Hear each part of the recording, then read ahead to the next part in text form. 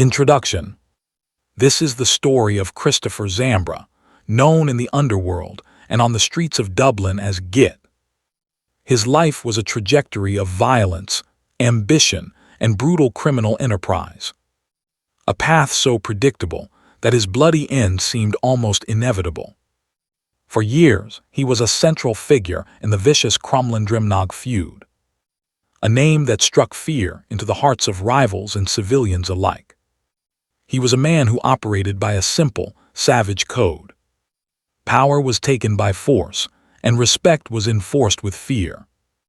He navigated the criminal underworld, believing he was untouchable, first by the law and then by his enemies. But in the end, the very violence he propagated consumed him.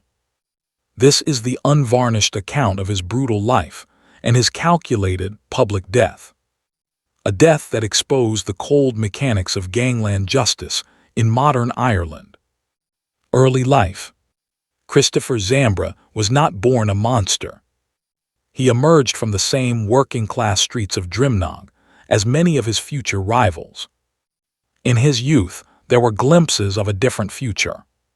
He was a talented footballer, showing enough promise to play for Ireland at a youth level. This period of his life suggests discipline, ambition, and a competitive spirit. But another, darker ambition was taking root. The pull of the street, the allure of quick money, and the status that came with being a hard man. These forces proved far more potent than the discipline of the pitch. By his late teens, his potential on the football field was being eclipsed by his growing reputation for violence and petty crime. The system tried to intervene early.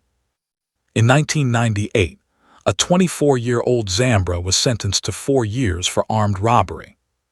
This was not a setback, it was his graduation. Prison became a finishing school. He forged deeper connections, hardened his resolve. He emerged not as a petty criminal, but as a serious player. A serious player in Dublin's burgeoning drug trade. Criminal ascent. Upon his release, Zambra dove headlong into the criminal underworld. He aligned himself with powerful figures, most notably Brian the Tango Radigan. This placed him at the epicenter of the deadly Crumlin-Drimnagh feud. Zambra was not a mere foot soldier. He possessed a ruthless efficiency, a willingness to escalate violence that made him invaluable. He became a key enforcer and operator, part of a sophisticated drug distribution network, often referred to by Garda as the Mr. Big organization. His reputation grew with each passing year. He was known to Garda as a serious, high-level criminal, involved in large-scale drug trafficking and multiple murders. To those in his orbit, he was a volatile and dangerous man, a notorious ladies' man, whose affairs added perpetual risk and tension. He lived a life of conspicuous consumption, funded by the misery addiction brings, all while consolidating his power through intimidation and fear. The Carroll murder. The murder of 28-year-old John Carroll would become a defining moment. A defining moment in Zambra's criminal narrative. Carroll was shot dead on November 13, 2009. A case of mistaken identity outside a house on Knocknashee Drive in Tallaght. The intended target was believed to be a member of a rival gang. The investigation quickly pointed to Christopher Zambra as the gunman. The case against him seemed compelling.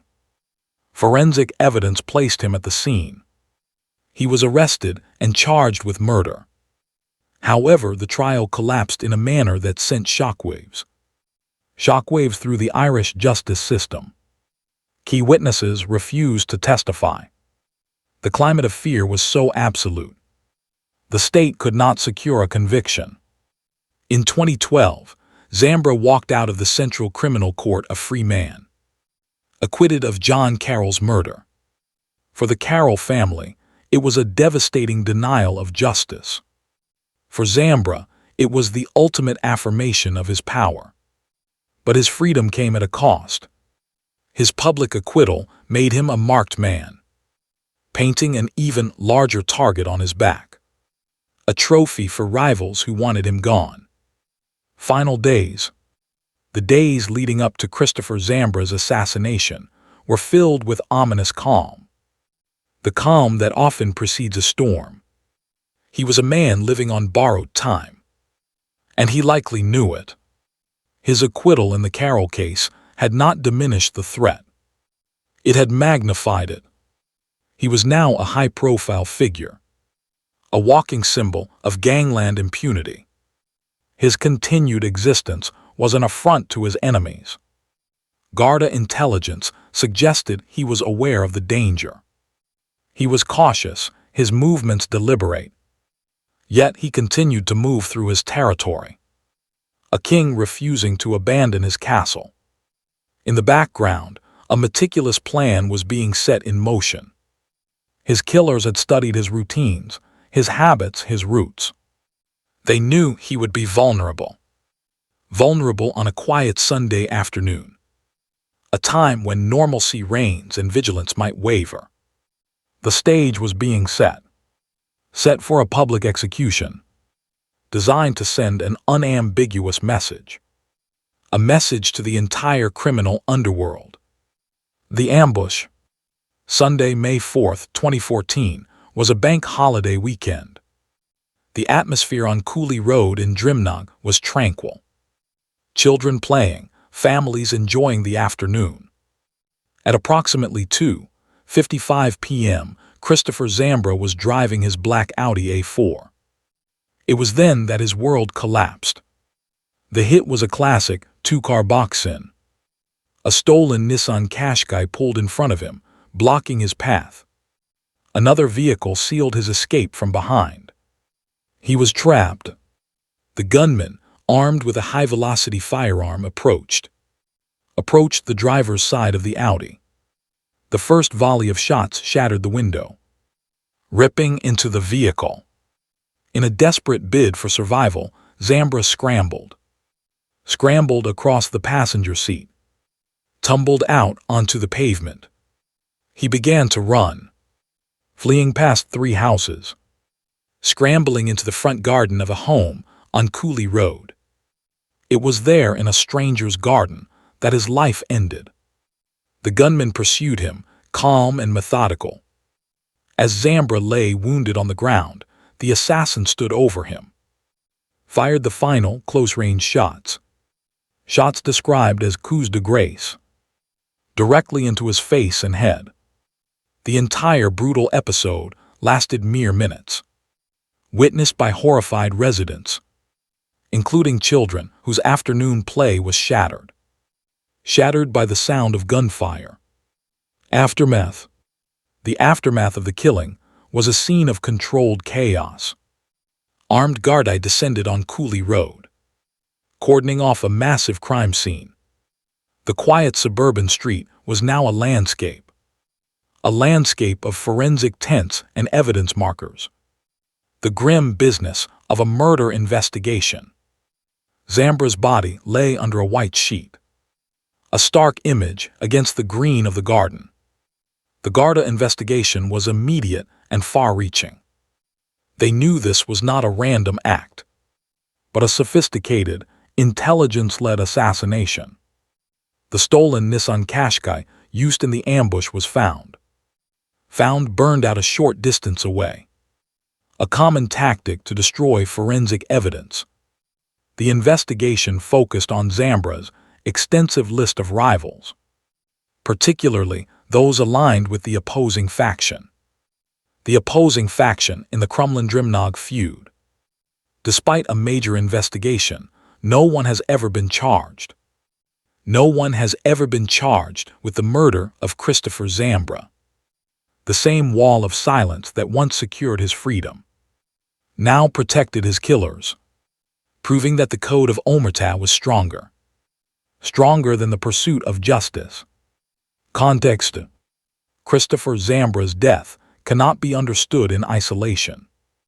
It was a single, violent chapter, a chapter in the long-running and brutal Crumlin-Drimnagh feud, a conflict that has claimed over a dozen lives, shattered countless others.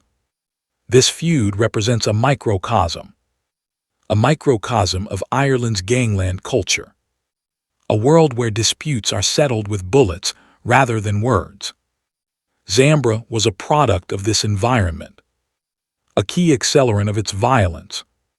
His assassination was a tactical move, a strategic elimination of a high-value target.